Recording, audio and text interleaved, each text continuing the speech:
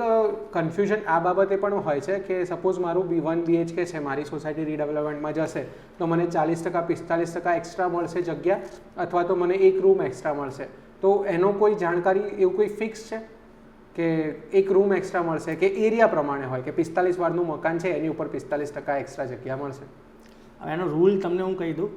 એક તો ખાસ કરીને આપણે અમદાવાદની અને ગુજરાતની વાત કરીએ તો રીડેવલપમેન્ટ 2 એક્ટ હેઠળ છે.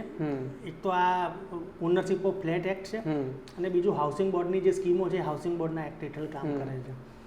તો જ્યાં સુધી આપણે જે પ્રાઇવેટ સોસાયટીઓ છે other than the housing board, built by the housing board or slum clearance board or corporation, ધારો કે અમદાવાદ મ્યુનિસિપલ કોર્પોરેશનના ઓડા દ્વારા પણ કેટલાય આવાસો બનાવવામાં આવે, એ સિવાયની આપણે વાત કરીએ તો એ સિવાયમાં તમને વધુ જગ્યા મળે છે કે ઓછી જગ્યા મળે છે શેના ઉપર આધાર છે કે તમારે ઓપન એરિયા કેટલું છે. બરાબર.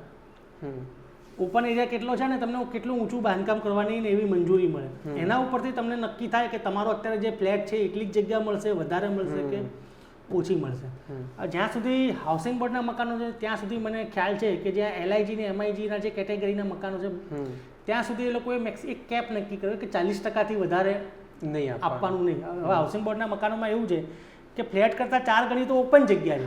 હવે ઓપન જગ્યા પ્રમાણે આપવાનું ચાલુ કરે તો કોઈનો 2 BHK નો ફ્લેટ હોય ને તો 6 BHK ની જગ્યા આપવી પડે, કારણ કે એ ટાઈમે બહુ જગ્યા છોડતા હતા પહેલા. હા, એટલે અત્યારે તમે હાઉસિંગ બોર્ડમાં આખા ક્રિકેટના ગ્રાઉન્ડ થાય ને એટલી મોટી મોટી જગ્યાઓ હોય છે, તો એ લોકોએ 40%નો કેપ મૂકેલો છે, એવું મારી જાણકારીમાં છે. અચ્છા, અહીંયા એક વસ્તુ જે મેં મારી સોસાયટીમાં પણ જોયેલી છે, હાઉસિંગના મકાનો જે કોમન પ્લોટ્સ પહેલાં બહુ જ મૂકતા હતા કારણ કે ખુલ્લી જગ્યાઓ આટલી માનવ વસ્તી નહોતી.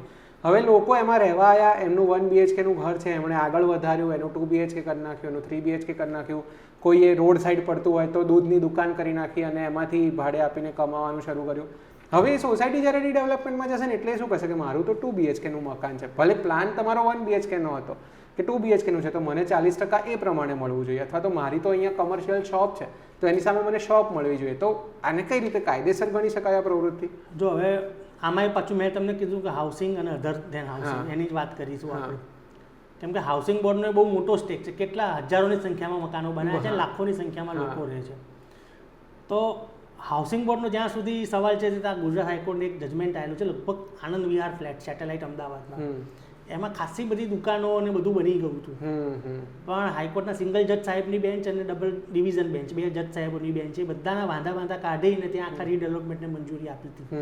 એટલે કોઈને જો એ સમજવું હોય તો એ જે આનંદ વિહાર ફ્લેટનો જે ચુકાદો છે એ જોઈ જવો જોઈએ, તેનાથી એમને ઘણી બધી માહિતી મળશે કે ભાઈ તમે આ ગેરકાયદેસર દુકાનો કરી નાખી તો એ અમારા ઓરિજિનલ પ્લાનમાં નહોતું. હાઉસિંગ જ્યારે બનાવ્યું ત્યારે તો પ્લાનમાં નહોતું, એટલે તમે પ્લાન સિવાયનું જે પણ કર્યું છે ને બધું ખોટું છે. હવે બીજી વાત આવી ખાનગી સોસાયટીની. ખાનગી સોસાયટીમાં 2 વસ્તુ થાય છે. એક વસ્તુ એવી થાય છે કે ઘણા પોતાનું મન મરજી મુજબ કહેવાય ને કે મનમાની કરીને આજુબાજુની જગ્યા હોય દબાઈ દે. કોઈ માથાભારે શખ્સ હોય તો એ દિવાલ કોર્ડન કરી લે, કોઈનું સાંભળે નહીં સોસાયટીનું, અથવા તો ધારો કે કંઈ પોતાનું પાર્કિંગમાં જગ્યા બને બગીચાના નામે દબાઈ દે, ગમે તેમ કરીને જગ્યા દબાઈ દે. અને બીજો એક પ્રશ્ન એવો છે કે ઘણી બધી સોસાયટીઓ એવી છે જે જૂની સોસાયટીઓ છે જેને 30-40 વર્ષ થઈ ગયા છે. મારી જોડે ઘણા બધા દાખલા છે કેમ કે લોકો મને મળવા આવેલા છે એ બાબતમાં. તો ઘણી બધી સોસાયટીઓ એવી છે કે અમુક જગ્યા સોસાયટી જ મેમ્બરને આપી દે, એટલે વેચી નાખે મેમ્બરને. I am coming to that. Society મેમ્બરને કહે કે ભાઈ જો તમે આટલી જગ્યા તમે ઉપયોગ કરી શકો છો, તમે આટલો ફાળો સોસાયટીમાં જમા કરાવી દો, અથવા તો કોઈ દુકાન કરી નાખી હોય તો દુકાન પછી સોસાયટી એમ કે સારું ભાઈ ચલો તમે દુકાન કરાવો છો, તમે દુકાનનું મેન્ટેનન્સ આપજો ને એ બધું આપજો. તો એ બધું છે ને એ જે કિસ્સા છે ને એ બધા જો ને તો ઉપરના છે.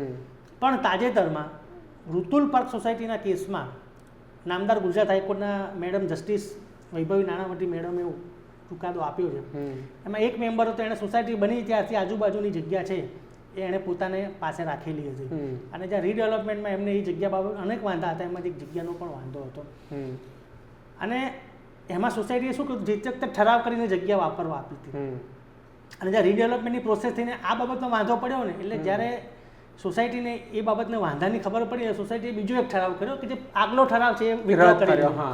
તો એ જે આખી પ્રક્રિયા છે ને એને હાઈકોર્ટે મંજૂરીની મહોર મારી હતી. અચ્છા, એટલે હાઈકોર્ટનું એવું કહેવું છે કે તમને સોસાયટીની તમે પ્લાન સિવાયની જગ્યા તમે જો આપણે સામાન્ય ભાષામાં લોકભોગી દબાઈ દીધેલી છે તે તમને ખાલી કદાચ મંજૂરી આપી તોય તમને વાપરવાની મંજૂરી આપી, તમે એના માલિક નથી. એટલે એ બાબત અને સોસાયટી ઈચ્છે તો 2-5 વર્ષે 2-5 મહિને પાછી લઈ શકે છે. ક્યારે